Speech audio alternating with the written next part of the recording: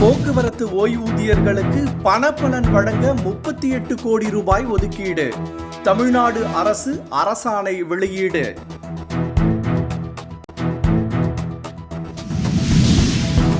வயநாடு நிலச்சரிவு பாதிப்பை தேசிய பேரிடராக அறிவிக்க வேண்டும்.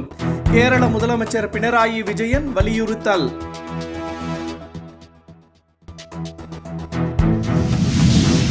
தமிழ்நாடு பிரிவு IAS அதிகாரியான TV சோமநாதன் மத்திய அமைச்சரவை செயலாளராக நியமனம். மத்திய நிதித்துறை செயலாளராக உள்ள TV சோமநாதனை மத்திய அமைச்சரவை செயலாளராக நியமித்து உத்தரவு.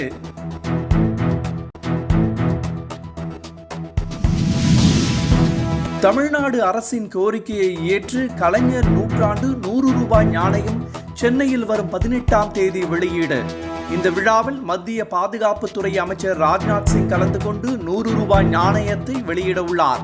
முதல்வர் மு க ஸ்டாலின் மற்றும் இந்தியா கூட்டணி கட்சி தலைவர்கள் பங்கேற்கின்றனர். இந்தியாவில் உள்ள அரசியல் கட்சி தலைவர்களின் வங்கிக் கணக்குகளை உன்னிப்பாக கவனிக்க வேண்டும். மத்திய அரசுக்கு சர்வதேச நிறுவனம் அறிவுறுத்தல். இது தொடர்பாக இறுதி அறிக்கையை FATF விரைவில் வெளியிடும் என தகவல். சுப்ரீம் கோர்ட் ரத்து செய்துள்ள நிலையில் தேர்தல் நிதி பத்திரத்திற்கு புதிய சட்டம் இயற்றும் எண்ணம் இல்லை. மத்திய சட்டத்துறை அமைச்சர் அர்ஜுன் ராம் மேக்வால் தகவல்.